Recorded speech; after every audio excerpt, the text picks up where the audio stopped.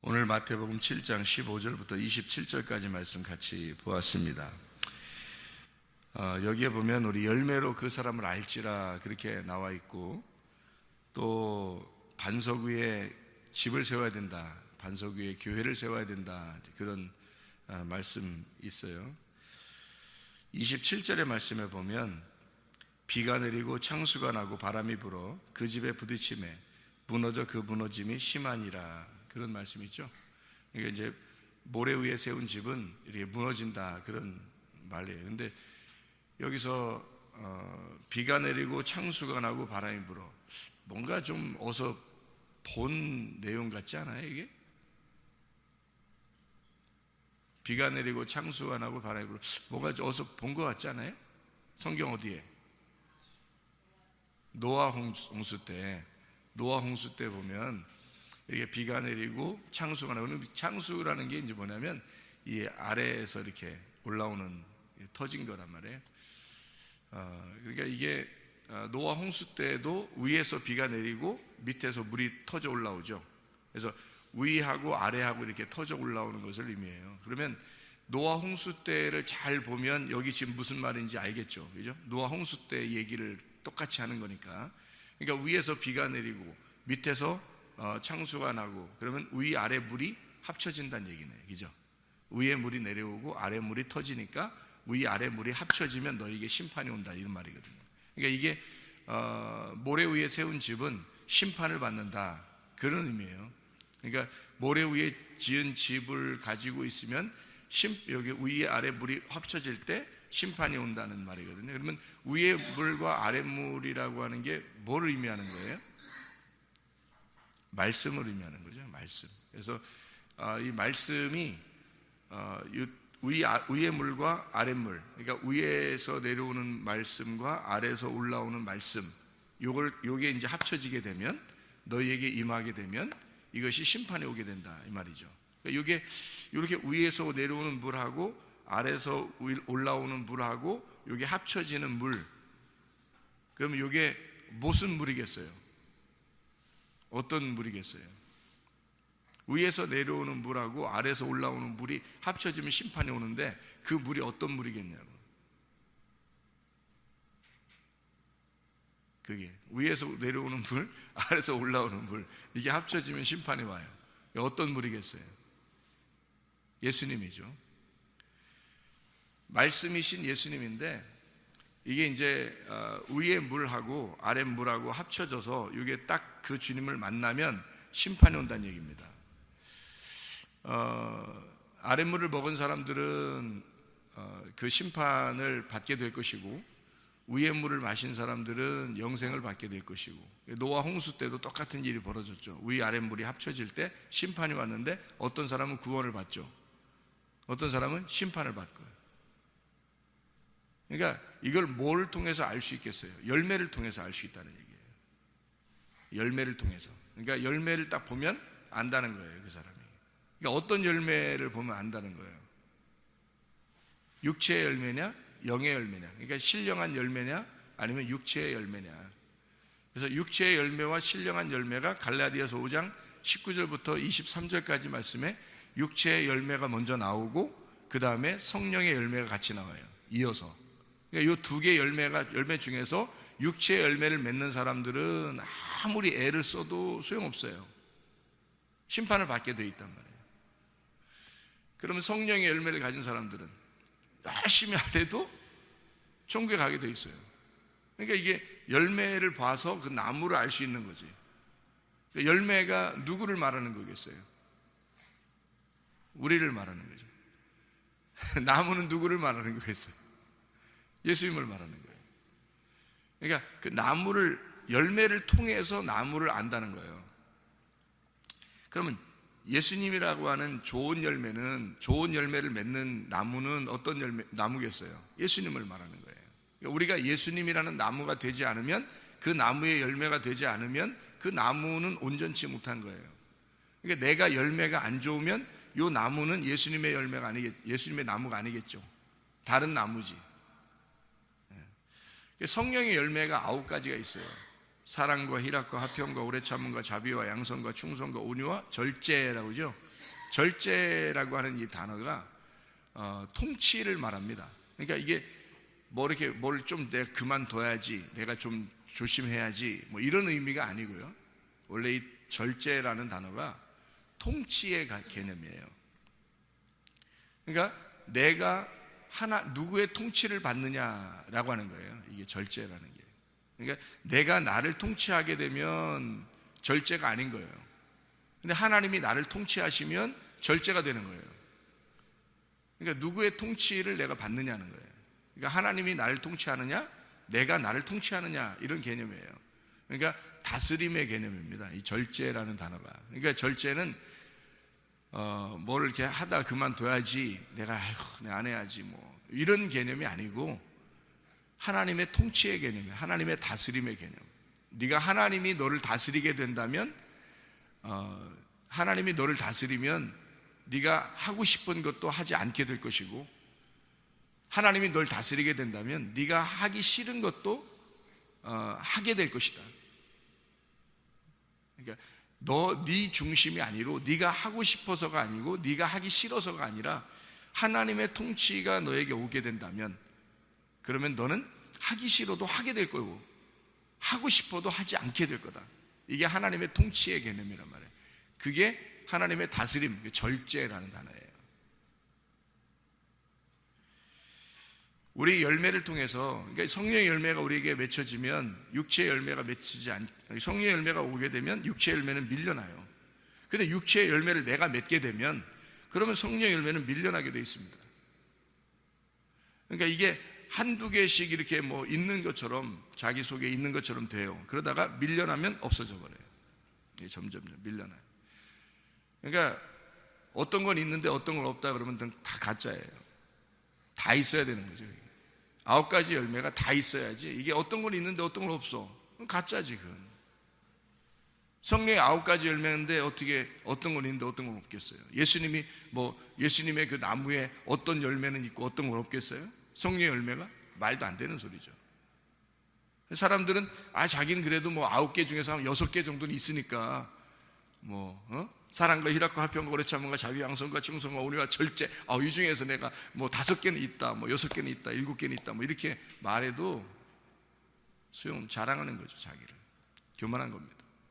9개가 다 나타나야 되는 거예요. 이 9개의 열매가 다 같이 나타나야 되는 거예요. 그래서 그 열매가 예수님이라는 나무가 된다면, 그러면 너는 그 열매를 반드시 9개의 열매를 너를 통해서 나타나게 될 것이고 맺게 될 것이다. 그런 의미가 되겠습니다. 주여 주여 한다고 하는 자마다 다 천국 들어갈 것이 아니오 다만 하늘에 계신 내 아버지의 뜻대로 행하는 자라야 들어갈 것이다. 그래요. 주여 주여 한다는 말은 예수님을 믿는단 말이에요, 안 믿는단 말이에요? 믿는단 말이에요. 예수님을 믿는단 말이에요. 예수님을 믿는데 그렇게 한다고 하늘에 계신 아버지께 다 들어가는 것이 아니고 그 뜻대로 행하는 자라야 들어간다. 그러면 여기서 주여 주여 한다고 하는 것은 여기 밑에 말씀에 보면 어디에 집을 지은 거예요? 주여 주여 한다는 말은 모래 위에 집을 졌다는 얘기예요. 그러면 주님의 아버지의 뜻대로 행하는 자라야 들어간다. 아버지의 뜻대로 행하는 자는 어디에 집을 졌다는 얘기예요? 반석에 집을 졌다는 얘기예요. 그러니까 이 반석 위에 집을 졌다, 모래 위에 졌다. 어떤 사람이 모래 위에 집을 졌겠어요? 애들이나 뭐 바닷가에 가가지고 모래로 이렇게 좀 집을 졌다가 또 뭐 집에 올 때는 또 부시고 온다든지 뭐 이렇게 하지. 애들이나 그러지. 누가 모래 위에다 집을 짓는 사람이 누가 있겠어요? 아무도 그런 사람 없어요. 근데 여기에 모래 위에 집을 짓는다? 왜 이런 말씀을 하셨을까? 반석 위에 집을 짓고 모래 위에 집을 짓는다. 어떻게 이런 말씀을 예수님이 전혀 뜬금없는 얘기를 할까, 이 말이에요. 이상하죠? 모래라고 하는 말이 나올 때는 성경에서 어떤 긍정적인 의미가 아니고 약간 부정적인 의미로 나오는 게 모래라는 단어예요. 그럼 봐요. 아브라함에게 너 자손이 어떻게 되겠다는 거예요? 너 자손이 하늘의 별과 같이 땅의 모래와 같이. 그러니까 우리는 이 두 개를 합해서 엄청 우리의 마음속에 와, 진짜 이렇게 풍성한 아브라함의 자손이 될 것이다 라고 생각하죠. 그렇죠? 하나님의 하늘의 별과 같이 땅의 모래와 같이 엄청 풍성한 하나님의 자손이 될 것이다 라고 생각하잖아요. 과연 그럴까? 아니에요. 잘 생각해봐요. 일부러 하나님은 의도적으로 하늘의 별과 같이 땅의 모래와 같이 너 자손이 풍성하게 될 것이다 라고 하는 이야기를 일부러 하신 거예요. 만약에 하나님께서 그냥 하늘의 별을 바라봐라, 그리고 네 자손이 이렇게 될 것이다 라고만 해야 되잖아요. 근데 왜 이렇게 두 가지를 다 얘기했을까? 이스마엘이 있기 때문입니다. 이스마엘의 자손은 모래와 같고 이삭의 자손은 하늘의 별과 같은 거죠. 이게 하늘과 땅을 설명하려고 한 거예요. 땅의 자손과 하늘의 자손을 설명한 거죠. 우리가 하늘의 별과 같은 자손이 될 것이냐, 아니면 땅의 모래와 같은 자손이 될 것이냐. 예수님께서 뜬금없이 모래 위에 집을 짓고 반석에서 집을 짓고 뜬금없이 이렇게 두 가지가 전혀 반대의 얘기를 이렇게 하느냐 이거예요. 주님이 사람들이 짓지도 않는 거를, 사람들이 뭐 모래로 짓지도 않는 얘기를 그걸 일부러 하냐고요. 말도 안 된다고. 그런데 일부러 모래라는 단어를 쓴 거예요. 아래에서 나온 자들이 있다는 얘기예요. 아래에서 나온 자들, 아래의 말씀을 듣는 자들, 아래의 말씀을 사모하는 자들이 있다는 얘기예요. 위의 말씀을 사모하는 자들이 있다는 얘기예요. 그럼 위의 말씀을 사모하는 자들과 아래의 말씀을 사모하는 자들은 천지 차이죠. 하늘과 땅 차이란 말이에요. 아래에서 난 자들은 율법으로 사는 자들이고 위에서 난 자들은 은혜, 진리로 사는 자들이라는 거죠. 이 두 개가 충돌이 일어날 때 너는 심판을 받게 될 것이다. 그래서 위아래로 비가 내리고 창수가 터질 때 너는 심판을 받게 될 거고, 그때도 어느 사람은 구원을 받게 될 것이다. 어떻게 할 때? 반석 위에 지은 집. 반석은 누굴 말하겠어요? 예수 그리스도를 말하는 거예요. 그러니까 진리를 확실히 알게 되면, 진리라고 하는 것을 확실히 알게 되면 네가 심판을 받겠느냐 이거예요. 그러나 만약에 진리를 알지 못하면 심판을 받을 수밖에 없다는 얘기죠. 진리를 알지 못하면. 진리 가운데 거해야 심판을 받지 않죠. 진리를 알지 못하는데 심판을 반드시 받게 되죠. 이게 뭘로 심판받는 거예요? 물이에요, 물. 위의 물과 아래 물. 그러니까 이건 반드시 말씀을 통해서 심판을 받게 된다. 근데 말씀을 아느냐? 그 말씀을 사모하느냐? 예수를 믿는다고 하면서 주여 주여 하는데 아버지의 뜻대로, 아버지의 뜻이 어디에 있는데? 말씀이에요. 아버지 뜻이 말씀에 있는데도 그걸 알면서도 말씀을 사모하지 않는 거예요. 끊임없이 하나님 또 계속해서 아버지 뜻을 알으라고 말씀을 주셔요. 근데 말씀을 알려고 하질 않아요. 그러면서 자기는 구원받았다. 나는 교회 다니고 예수 믿고 예배 드렸으니까 나는 천국 갈 것 같다. 성령의 열매 9가지 중에 내가 그래도 7가지 정도 나오지 않느냐. 2가지 정도야. 뭐 6개는 나오는, 뭐 8개는 나오는데 1가지는 내가 조금 부족하지만, 그런 9가지 열매가 전혀 다 나와야 되는 거죠. 육체의 열매라고 하는 게 하나라도 나와서는 안 되는 거죠. 육체의 열매. 그래서 모래 위에 세운 집, 그리고 하늘에서 내려오는 반석 위에 세운 집, 이 두 개가 서로 전혀 다르다. 그래서 성경에서는 요한일서 5장 16, 17절에 보면 사망에 이르는 범죄가 있고 사망에 이르지 아니하는 범죄가 있어요. 그러니까 이게 우리가 성경을 보면서 좀 이해가 안 되는 말이죠. 그 중에 하나가 이해 안 되는 말이, 사망에 이르는 범죄가 있고 사망에 이르지 아니하는 범죄가 있다는 거예요. 다시 말하면 너 죽을 수 있는 죄가 있고 죽지 않을 수도 있는 죄가 있다는 거예요. 뭘까요? 사망에 이르는 범죄, 사망에 이르지 않는 범죄. 사망에 이르지 않는 범죄를 예를 들어줄까요? 예를 들어보면 우리가 살다가 갑자기 가래가 끓었어요. 감기에 걸려서 가래 끓었는데 침을 뱉어야 돼. 가래를 또 생길 수는 없잖아요. 밖에 침 뱉지 말라고 해서 막 생겨가지고 이 가래가 다 병균이죠. 병균 같은 건데 이것이 다시 생기고 그러면 병균이 들어가는 거예요. 뱉긴 뱉어야 되는데 어떻게 하겠어요, 여러분 같으면. 밖에서는 침 뱉지 말라고 그러는데 어떻게 해요? 화장지 같은 거로 뱉어도 되죠. 화장지가 없네? 어떻게 해요? 옷에다 뱉어버릴까요? 어떻게 할까요? 조용한 이렇게 구석대 가서 뱉을 수 있죠. 그러면 세상의 법적으로 볼 때는 어때요? 침 뱉은 놈이죠.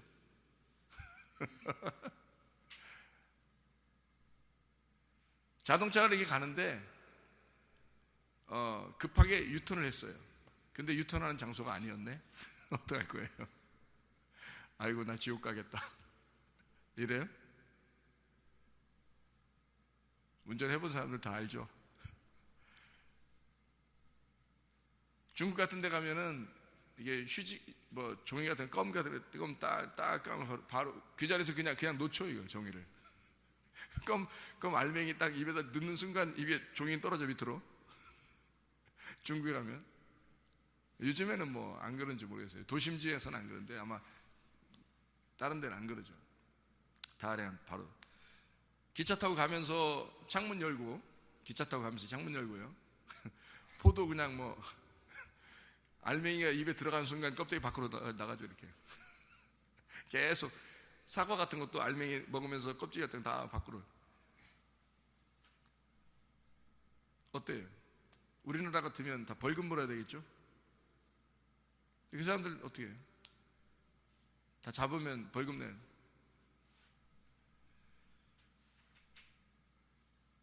이 세상에서 땅에서 우리가 짓는 죄들 있잖아요. 이런 것들은 사망에 이르는 범죄가 아닙니다.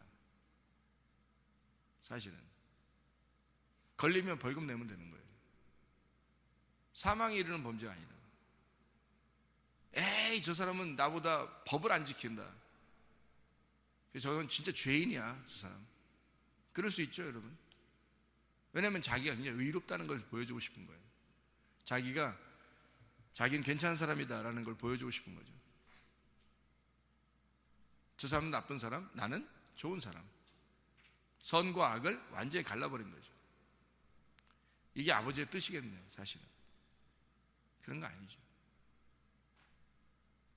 어떤 사람은 그렇고 어떤 사람은 이래요. 근데 사망에 이르는 범죄가 있다고요. 사망에 이르는 범죄는 어떤 범죄냐면 하나님을 모르는 범죄예요. 하나님을 모르는 범죄. 진리에 거하지 않는 것. 진리를 모르는 거예요. 진리를 모르니까 순 껍데기로 사는 거예요. 에이 저 사람 나쁘고 나는 착한 사람. 너는 사망에 이르는 범죄에 관한 거죠. 하나님의 뜻에 합당하지 않는 거죠. 이거. 하나님의 뜻이라고 하는 것이 있는데 그 뜻에 합당하지 않는 범죄, 이게 사망에 이르는 범죄란 말이에요. 이것은 영적인 범죄죠. 그래서 이거는 해결 방법이 하나님을 알아서 해결 방법밖에 없어요. 하나님을 알지 못하면 해결이 안 돼.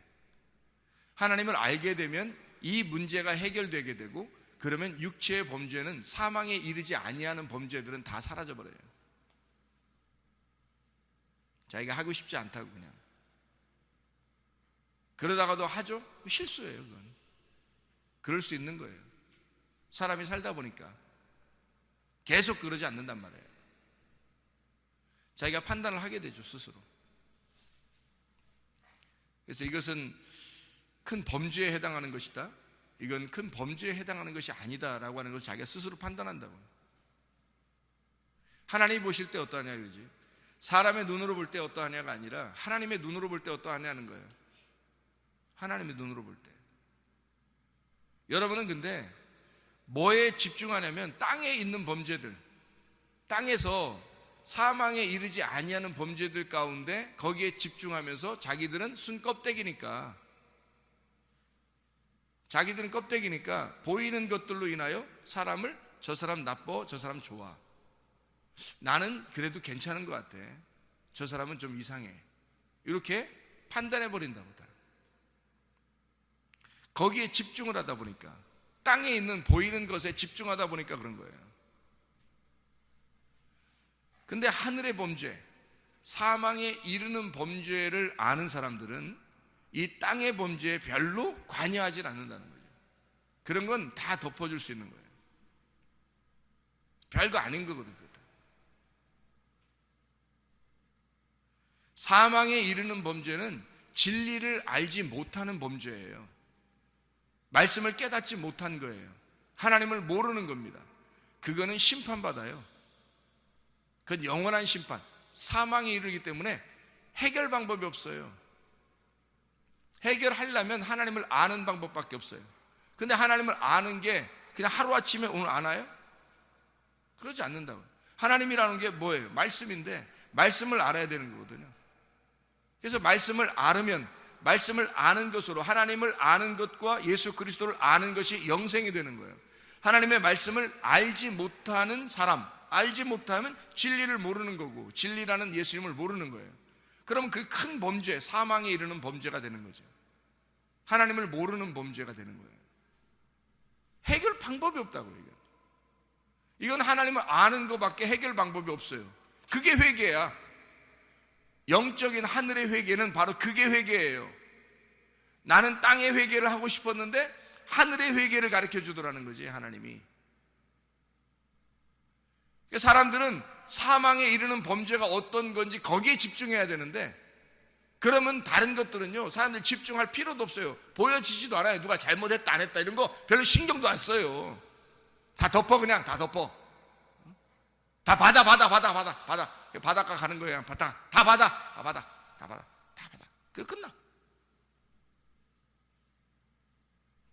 그게 사랑이에요. 하나님의 사랑. 하나님의 사랑은 여러분이 볼 때는 저 사람 진짜 나빠 그러지만, 하나님 볼 때는 그 사람도 다 받아줘요. 다 받아. 다 도찐개찐이지 뭐. 다.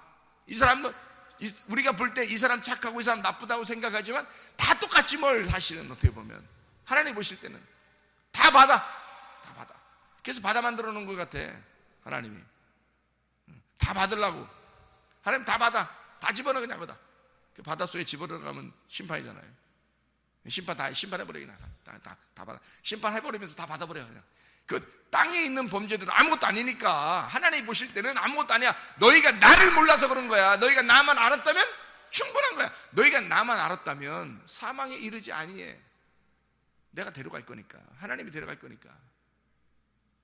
하나님만 알았다면 이런 범죄들도 별로 중요하게 생각 안 했을 거고, 누가 누구 뭐 잘했다 못했다 이런 거 다 덮었을 거야. 그냥 그런 마음들이 사람들이 별로 없어요.